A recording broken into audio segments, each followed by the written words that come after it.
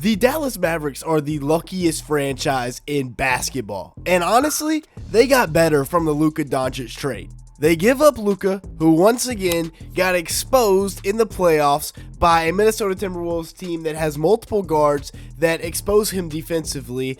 And on top of that, they get Anthony Davis, who, yes, he's aging, but he's still a top 10 player in the game when he's healthy. Of course, that's a big outlier. They still have Kyrie Irving. They still have, yes, an aging Klay Thompson, but he can still get the job done. And then they bring in Cooper Flagg, who is such a good prospect that teams aren't even thinking about trading Cooper Flagg for a prime Giannis Antetokounmpo.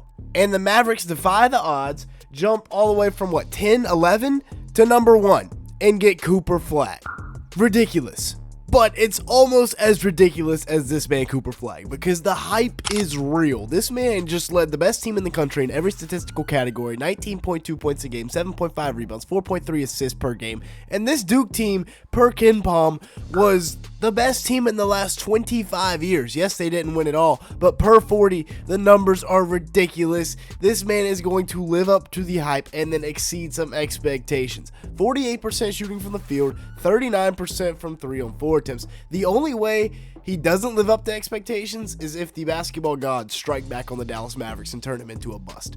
In the conference play and postseason this year, he shot 51% from the field and 45% from 3. Ridiculous work for a 6'9", 18-year-old that reclassed up a year. And this is some exciting potential that the Mavericks could run with Coop at the point guard spot. Now, I'm not saying it's going to happen, but that would be a crazy lineup. He's 6'9" with a 7-foot wingspan, but has guard skills and can facilitate. Versus Notre Dame on January 11th, he had 42 points, 7 assists, and 6 rebounds, and that's the game we're going to be looking at to kind of break him down. Because what really excites me about Cooper Flagg's game is his ability to not only catch and shoot, but also create off the bounce and knock it down from beyond the arc. But if he's getting fed these looks on the perimeter, he's going to be able to knock it down. 45% shooting from 3 on 4 attempts. What John Shire said was the most impressive part about his game is he just doesn't force it.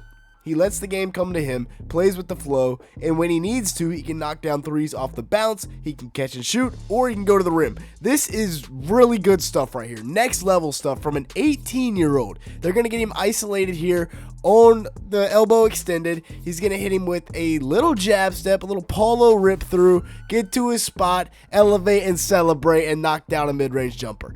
That's really good stuff. This is also elite. His ability to get into the lane and play off of 2 feet and go up with either hand or hit a tough fadeaway is really good. His footwork around the basket is second to none at the college level right now, other than maybe Nipple, his teammate, who is also exceptionally gifted at playing off of 2 feet. And then he's just got the athleticism, the burst, where he can go up and punch one on you. But my favorite part of his game is his pull-up shooting, for sure. Now, yes, he's got 3-point abilities. He's got the ability to drive and dunk it like this right here. But man, Cooper Flagg in Dallas is going to be a lot of fun, because let me tell you, the hype is warranted. For a guy that's watched him all season long, he's that guy. All right, now that we're done slurping up Cooper Flagg, let's talk about the rest of this roster with Kyrie Irving. And may I remind you, Kyrie Irving is one of those dudes, averaging 24.7 points per game, 4.8 rebounds, 4.6 assists, and 1.3 steals in 50 games before unfortunately tearing his ACL and missing the remainder of the season. He should be back by December next year, which is huge news for Mavs fans, because yes, they're going to be playing the first half of their season without arguably their best player, but once they get him back, they got a big three of Kyrie, Coop, and Anthony Davis. He shot 47% from the field and 40% from 3 last year on 7.2 attempts. Elite efficiency for a guy who averages 25 points per game. And Kyrie, I mean, he's still, even at 33, he's still one of the most skilled guards in the league. Can't wait to see him back fully healthy next year. And then Anthony Davis. We're taking a look back at this game versus Toronto, where Davis dropped 23 points, 13 rebounds, 10 assists, and 7 blocks in what is a ridiculous stat line. And you just gave him the ball, and he can absolutely go to work on the offensive side of the ball. The Raptors had nobody to guard him. Last year,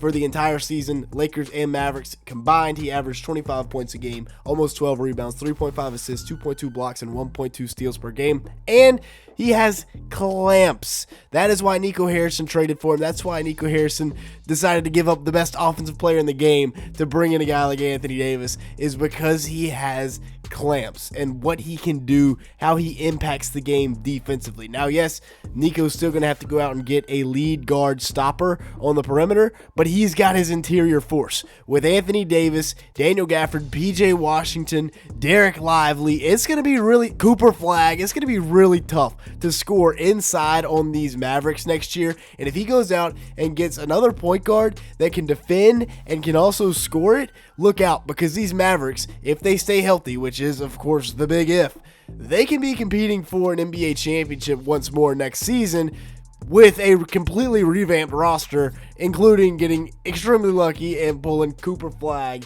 out of their butt. Now, the big question for next year is how good, well, obviously the big question is health, but also how good will Klay Thompson be? He's going to be 35 years old, and honestly, contrary to what people said, he had a pretty solid season, averaging 14 points per game, 3.4 rebounds, 2 assists in 27 minutes, played 72 games, and honestly did a lot more than he was thinking he was going to have to do. He had to play as more of a facilitator, ball handler, and he still shot 39% from 3 on 7.7 attempts per game, which is a really good number for a guy like Klay, who's obviously been dealing with injuries, coming back. And next year, I don't think it's crazy to see him back up into the 40% range from beyond the arc. Then you got Najee Marshall, a guy that I really like because he's a great defender and he can also score. 13 points, 4 rebounds, 2.8 assists, and 1 steal in 28 minutes per game. Now, his efficiency is not as good as you may think. He shot it fantastic from the field, but his 3-point percentage is egregious because he had to take a lot more off the bounce and contested threes because he was like the main option in this offense down the stretch. Without Kyrie, without Luka, without Anthony Davis, everybody was gone. So it was like the Klay and Najee Marshall show. And Najee still played pretty well. And then speaking of another spot that is covered pretty well here in Dallas, it is that center spot. They got talent like Derek Lively, the young, he'll be in his 3rd year next year, and then Daniel Gafford, another guy that is still relatively young, and he's got 1 more year on his contract before he hits the market. Derek Lively will be teaming up with another Dookie in Cooper Flagg once he gets here, but I'm excited for year 3 of Lively. He did miss a good portion of last year with injuries, so hopefully we get a fully healthy season from him. And then Daniel Gafford, because like I said, this 1-2 punch at center with Anthony Davis is ridiculous on the defensive side of the ball. Now, let's take a look at the young core, because obviously they'll have Cooper Flagg, and then after that, it's not much. All 3 of these guys are probably going to have to step up at some point in the season. Look for Christie or Hardy to take advantage of a lot of open minutes at the guard spot. But I'm really excited to see what they can do with Cooper Flagg. This is probably the most likely lineup. We'll see if they do sign somebody at the 2, but forcing AD back to the 5, which would kind of be funny. AD wants to play the 4, which is why I think we could see this lineup come into play a lot. But the spacing is just a bit of an issue.